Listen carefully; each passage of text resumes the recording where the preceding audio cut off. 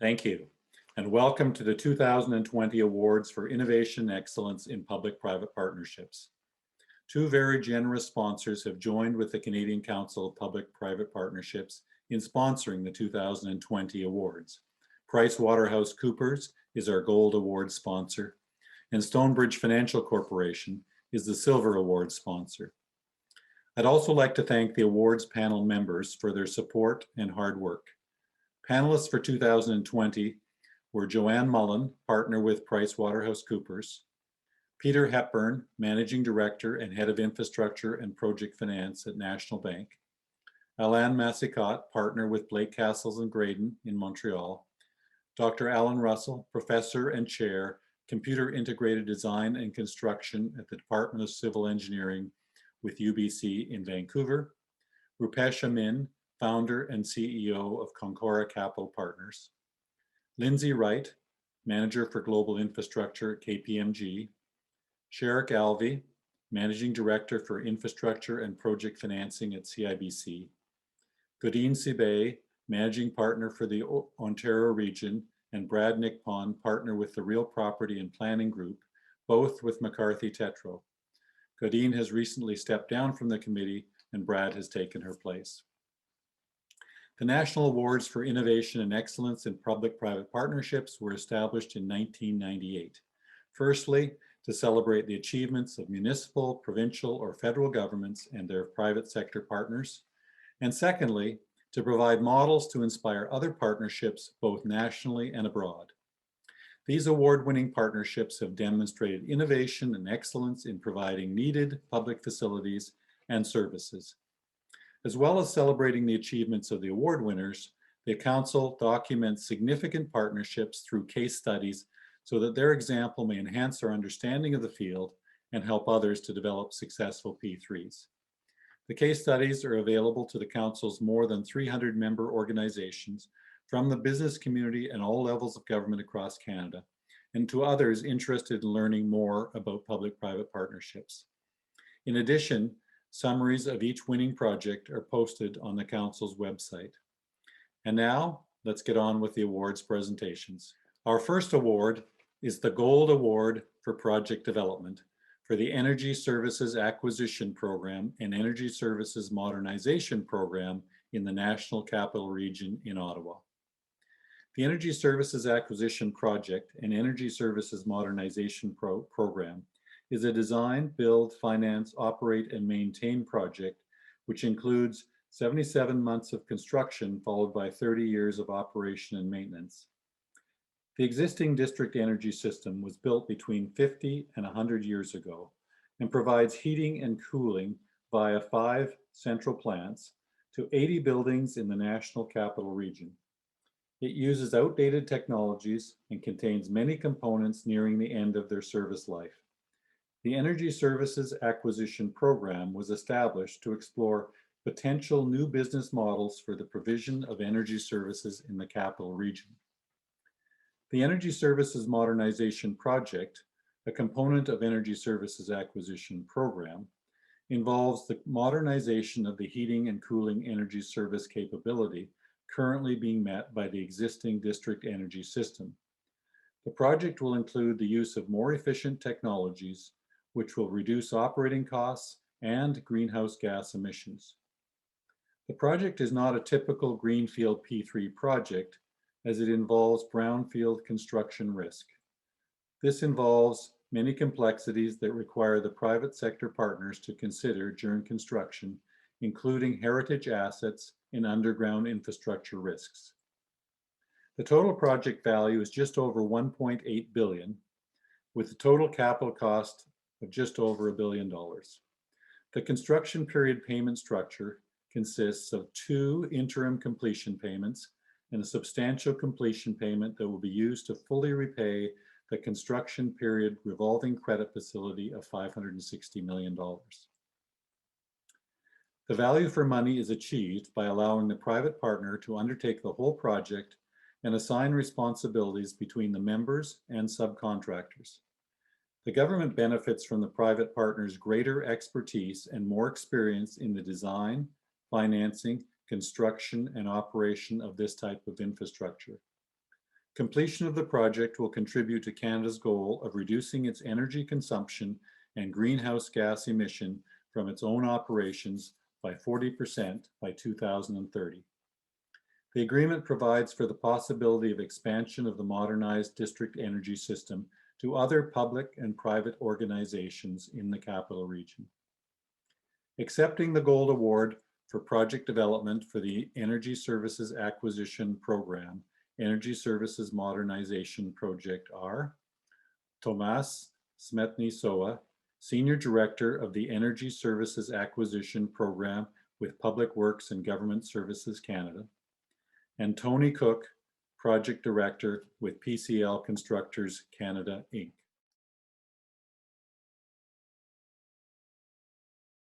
Good morning, ladies and gentlemen. My name is Tomas Smetny-Soa, and I'm a Senior Director of Energy Service Acquisition Program. And I speak today on behalf of an entire team that are deeply honored to receive this award. The Energy Service Acquisition Program is a modernization of district energy system that is downtown Ottawa in Canadian capital. And we fit around 80 buildings, that mainly government building, but also building that serves the private sector. This initiative is very important, and we're very, very lucky. We will be saving a lot of GHGs by completion of the program. The system will be also much safer and more efficient. So it's all good stories. And I would like to thank our entire ESAT team, our private partners that compose of PCL, Black & Mac, and Angie for dedication and hard work to support this initiative. And it's all they're doing is a team effort to get where we are right now and achieve this award. We not only get recognized by the C2P3, but also by District Energy Association across the world, and we achieved several awards. And to be recognized by our peers for such a large initiative is extremely important for us, and we are deeply honored. And it's a big privilege for our entire team. We all pleased, honored, and humbled to accept this award.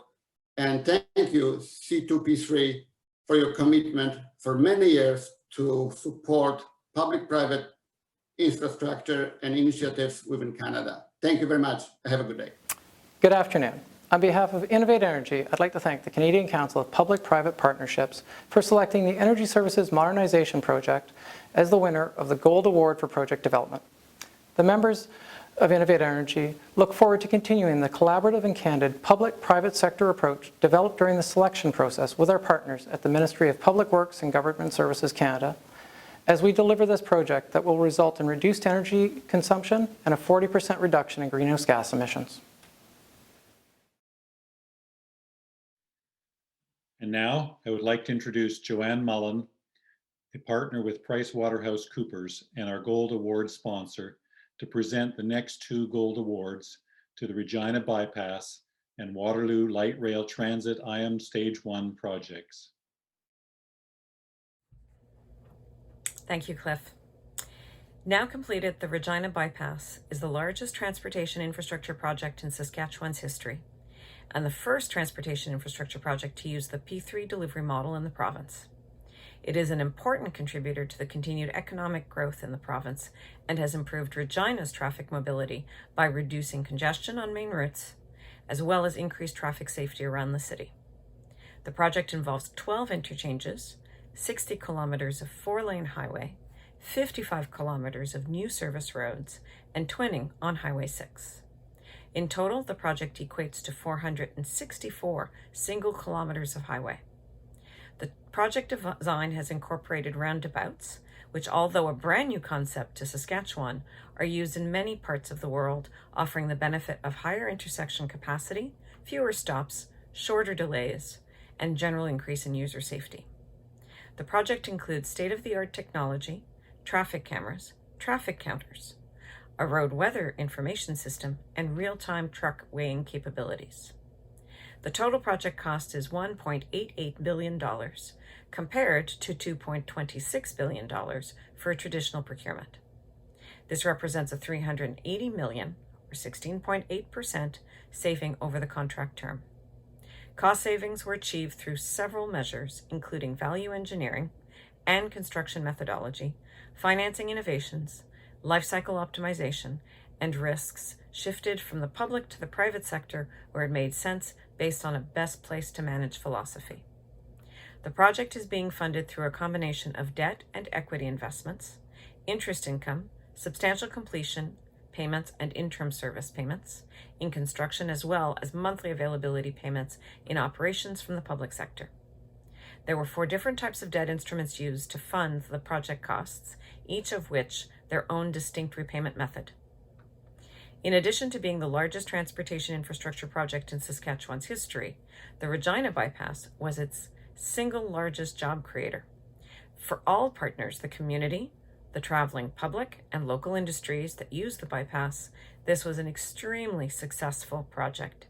It has achieved all the government's objectives, including providing a safer environment for the traveling public and supporting the economic growth of the region. The partners' philosophy of one project, one team was especially key when it came to capitalizing on the strengths of each team member and brought innovation to achieve the objectives of the project.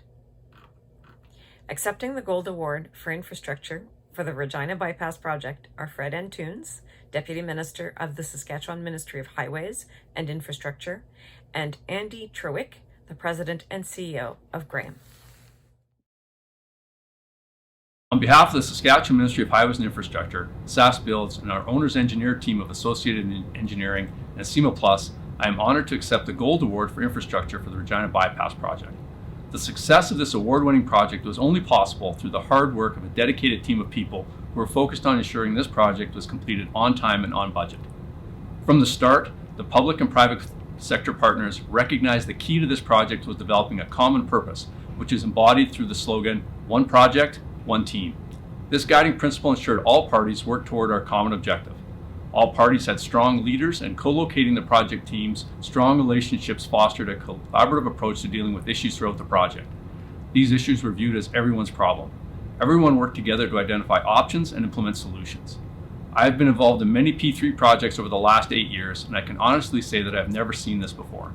Without a doubt, this is the most satisfying and successful P3 project I have ever been involved with. We are humbled by the award and proud that the Government of Saskatchewan's first P3 transportation project has been recognized and chosen as a case study. On behalf of the Regina Bypass Partners, Vinci, Carmax, Parsons and Graham, and all key execution partners for the project, I proudly accept the 2020 Gold Award for Infrastructure. As the largest transportation infrastructure project in Saskatchewan's history, and the first time a P3 model was used to procure and deliver a project for the ministry, the Regina Bypass was a landmark project on so many fronts. The Regina Bypass partners are particularly proud of the one project, one team philosophy that guided us. This partnering ethos was key to capitalising on the strengths of each team member and bringing innovation and the resolution to achieve the objectives of the project for our client. Collaboration and partnering are words we regularly hear across our industry. However, we are not always successful in demonstrating this mindset. People are always at the core of our business, and the success of our projects is driven by the relationships between those people. The Regina Bypass was an example of true partnering, where relationships and a culture of trust and respect prevailed. Thank you to the Canadian Council for Public-Private Partnerships for recognising and honouring the Regina Bypass with this wonderful award.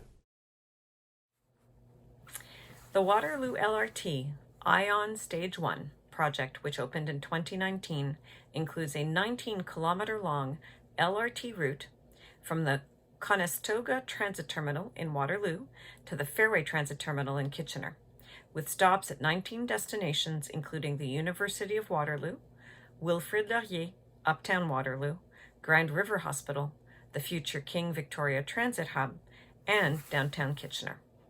The total project cost was $583 million and saved over 12% over doing the project by conventional procurement. Financing of the construction costs was comprised of long-term and short-term financing for the initial 22.5% by the private sector partner, Grand Link. The remaining 77.5% of construction costs were funded by the 3 levels of government: federal, provincial, and municipal. From a transit rider's perspective, the system is fully integrated into and forms the spine of the region's bus network with multiple transfer nodes, coordinated schedules, and common ticketing. It is a transformational community project that will shape the region for decades to come by encouraging intensification of development in existing core areas and thereby protecting the region's farmland. Since 2011, when ION was announced, the population within the ION corridor increased at a faster rate, 1.8% annually, than the population outside the corridor, 1.1% annually. In fact, over that time frame, the Central Transit Corridor attracted a quarter of all residential growth across the region. This is remarkable given that the ION corridor passes through 4 historic downtowns, a university campus, 2 shopping malls, parks, and business parks. A significant innovative outcome has been the increased linkages to the ION rail system through new trails, such as the Spurline Trail, which connects cyclists and pedestrians with the site of a future integrated transportation hub that will bring together ION with the intercity rail bus and bus transportation. Trails and pathways act as green corridors that provide habitat for wildlife, reduce flooding potential, and improve water quality. ION has also proven to be an overwhelming socioeconomic success for residents in the Waterloo region. It has created new employment opportunities, and there has been an increase in the number of restaurants, festivals, and events in the region. ION is a partnership success for the region, for Grand Link, and for public-private partnerships in Canada. After 12 months of service, Grand Link continues to improve system performance wherever possible and is beating contractual targets for monthly operating performance. There have been no performance deductions to date. Accepting the Gold Award for service delivery for the Waterloo Light Rapid Transit ION Stage 1 project are Karen Redman, the Regional Chair for the Region of Waterloo, and Michael O'Neill, General Manager of Grand Link.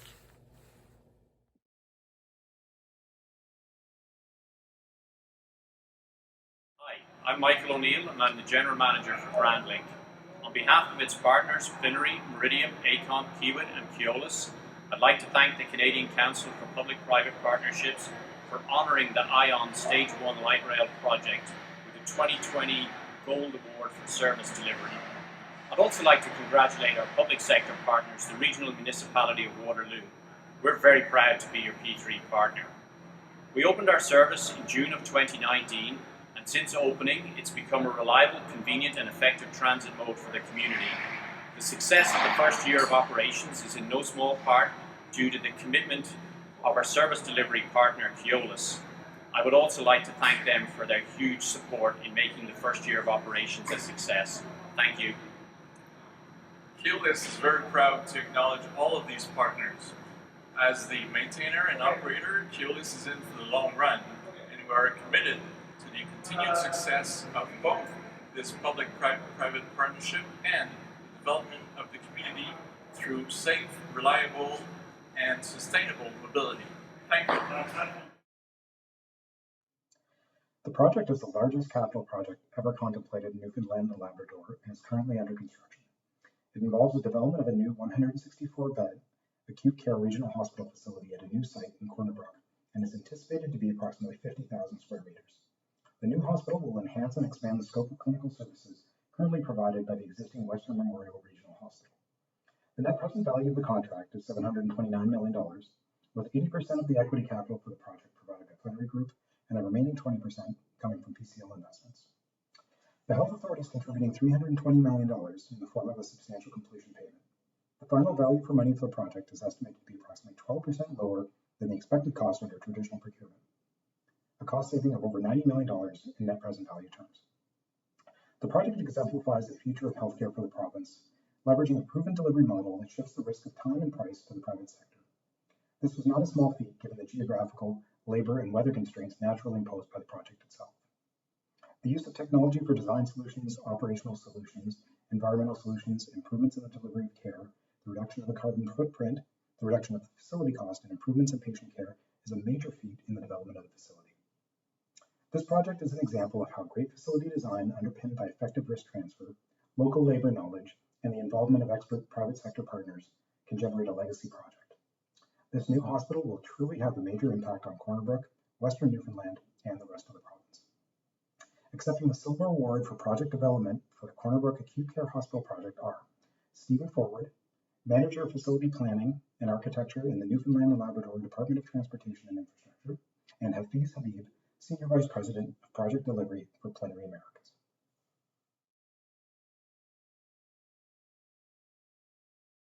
On behalf of Plenary, PCL Investments, and the entire Cornerbrook Healthcare Partnership team, I'd like to thank CCPPP for this great award. Not only does this project extend our existing relationships with our clients, the Government of Newfoundland and Labrador and Western Health, it also created new relationships between our construction partners at PCL and Marco, our M&E contractors at Cal and Plan, and our architects B+H and Parkin. Together with our engineers at Smith & Anderson and WSP, work is well underway on what will be one of our most space and energy efficient healthcare facilities in our portfolio, including the largest geothermal healthcare field in Canada. To date, 90% of the workforce has been from the province, and we are committed to utilizing this local workforce as much as possible during the construction term and with our partners at JCI well into the operating term. To our clients, thank you for trusting us with this legacy project for the province of Newfoundland and Labrador, and we should all be proud of the project and the relationships that led to this award. Thank you. Good afternoon, everyone. Highway 104 is the first new highway project in Nova Scotia in 20 years. Significant safety improvements will be achieved to this section of highway, resulting in a continuous twin highway from New Brunswick through to Antigonish. The project includes construction of 24 major structures, including bridges and other upgrades. 25 kilometers of wildlife fencing and crossovers will also be built so as to not impede natural habitats. Aside from addressing urgent safety concerns along the highway, the DBFOM project structure will allow the province to realize key advantages, including project roles and responsibilities that are well defined, performance standards that are clearly stipulated, and enforceable financial deductions coupled with escalating legal remedies incorporated into the project agreement. COVID-19 became a significant issue in the weeks leading up to the original scheduled closing date of April 2nd, 2020. It had a major impact on the project closing with respect to logistics and highly volatile financial market conditions. Considerable cooperation and flexibility were required by all parties, including bank lenders, bond underwriters, and bond purchasers, in order to close the project successfully less than 5 weeks later and with no impact on overall project duration. Dexter Nova Alliance is a local team comprising of the two largest Nova Scotia-based road contractors. They partnered together and brought in an experienced international P3 developer to provide guidance and knowledge transfer from their large P3 roads portfolio. Some innovative features of the project include bundling of greenfield construction with existing brownfield assets, selected upgrades along existing right-of-way, and reusing as much material as possible within the work, including the use of the bedrock on the project as a gravel source. Total project cost is $717.9 million. The construction contract is fixed price turnkey, and payments have been pre-established for 20 years. The province should expect overall lifetime costs of the project to be 19% less through the DBFOM arrangement reflected in the project agreement than if it were built, financed, and operated traditionally. Dexter Nova Alliance will finance 100% of the project cost during the construction period, and the province will repay approximately half of that upon substantial completion. The residual financing will be repaid over the project term.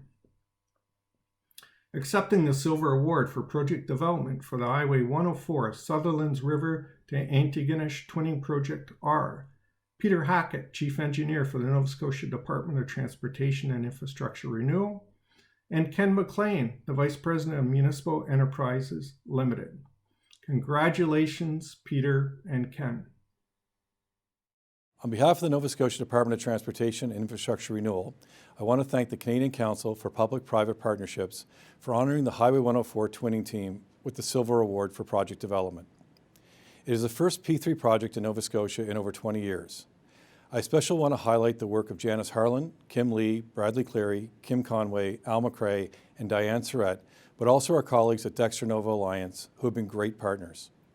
The department is also very grateful to our advisors on this project, Ernst & Young, Airden Burles, CBCL, and RFP Solutions. A great deal of hard work, long hours, and innovative thinking went into this project. This was a team effort which will provide our province with a well-built, safe highway that will serve the people of Nova Scotia for many decades to come. The Sutherland River to Antigonish project will result in new twin sections of Highway 104 being opened earlier, meaning Nova Scotians will benefit sooner from a more efficient, safer highway. This project will save lives. The partnership is also good news for our local economy, which is especially welcome in this time of pandemic. I'm grateful to the CCPPP for recognizing the work of both the province and our P3 partner on this project. We know this will provide extraordinary value for Nova Scotians. Thank you.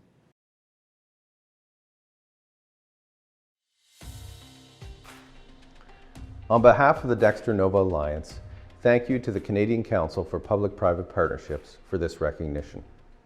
Dexter Nova Alliance includes Global Infrastructure Investment Company, BBGI, along with Nova Scotia companies, Dexter Construction, its parent company, Municipal Enterprises, and Nova Construction. As Nova Scotians, Dexter and Nova are proud to have secured this project as developers, design builders, and operators. And our best decision was to team with BBGI. Also, thanks to the team at Nova Scotia Department of Transportation and Infrastructure Renewal for all of their hard work. Our continued work together will provide a safer and more efficient highway. We were supported by very strong advisors, Martin Stickland and team at Evolve Infrastructure, Julian Martinson and team at National Bank Financial, Catherine Doyle and team at Blake's, along with design experts at WSP and Harborside Engineering, and Intech and Stanhope Simpson on insurance, and technical advisors BTY. Thank you all for your hard work. Again, thank you CCPPP for this recognition, and the team at NSTIR and the Government of Nova Scotia for the opportunity.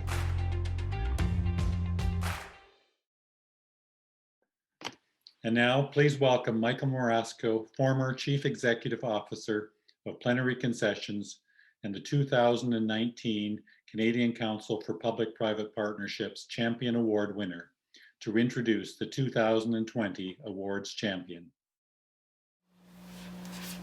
The Canadian Council for Public-Private Partnerships has a special award for people who individually have contributed to the development of public-private partnerships. The Champion Award is the highest award the Council accords and is reserved for a person that stands out as a leader in moving P3s forward. There have been 21 champions awarded to date, and today we will honor a new champion, John Mcarthur. John is an experienced leader with a proven track record in management of development, infrastructure, and project management organizations operating throughout North America. He is highly knowledgeable at all levels of organizational dynamics, as well as development, finance, design, and construction of major infrastructure projects ranging in size from below 100 million to well above $1 billion. He was asked in 2003 to establish an infrastructure investment development business in Canada for Bill Finger-Berger. He was president and CEO until 2009 and chief business officer until 2010. By the spring of 2010, the Canadian business has successfully won 6 major infrastructure deals, including 2 major hospitals and 4 large road and bridge projects.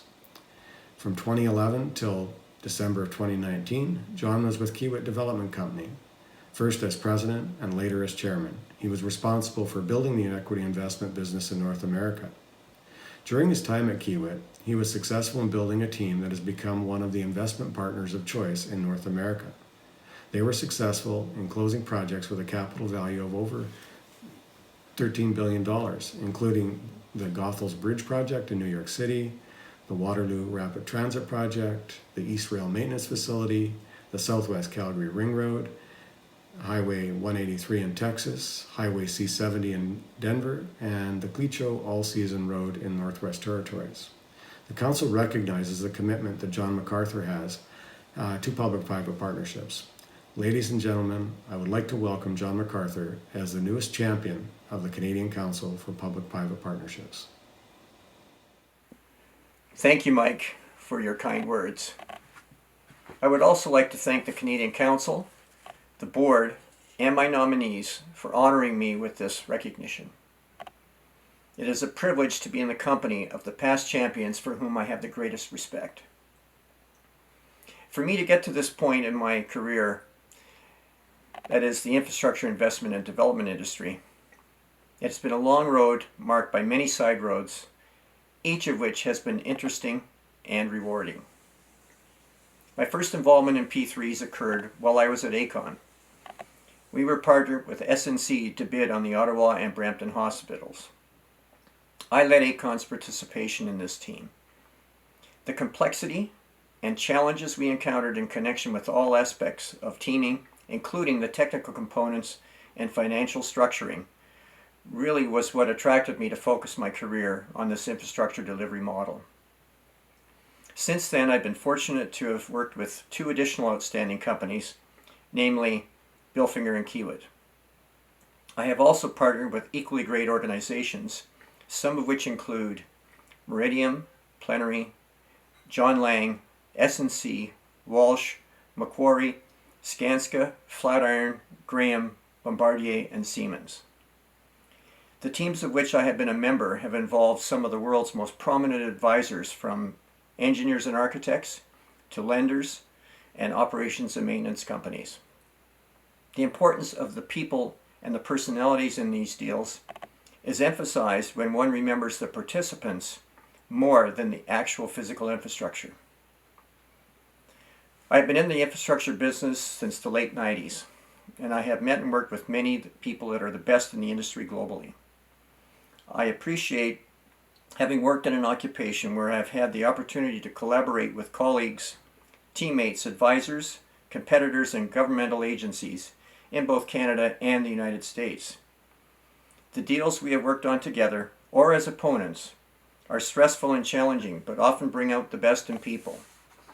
Being able to distinguish between business and friendship creates long-lasting relationships, and I am grateful for having had this experience. I have been in the privileged position to bring onto my team many individuals that have gone on to have very successful careers in their own right. Over the years, I've also tried to help mentor and educate people just entering the profession, and on occasion, I have lectured to students in graduate programs about to enter the business.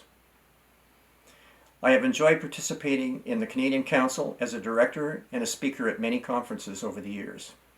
When asked to be a founding member of the Association for the Improvement of American Infrastructure, AIAI, in the United States, I was proudly able to use the CCPPP as an example of how to structure this new organization.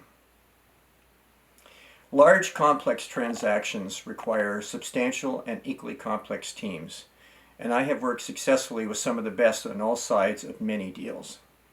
I'm thankful to having been a member of these teams, delivering critical infrastructure including hospitals, roads and bridges, as well as transit systems. As most of you are aware, I retired from Kiewit Development Company at the end of December 2019. Just 2 weeks before that, I broke my ankle playing hockey. Just as I recovered, the world was plunged into the COVID-19 pandemic. In spite of these events, I'm continuing my involvement in the industry by sitting on 2 project co-boards while considering other advisory opportunities. Once again, thank you very much for bestowing upon me this distinct and appreciated honor. I humbly accept it on behalf of the many individuals and organizations that have influenced me and guided me over the years. I wish everyone and their families well in these unusual times. Stay safe.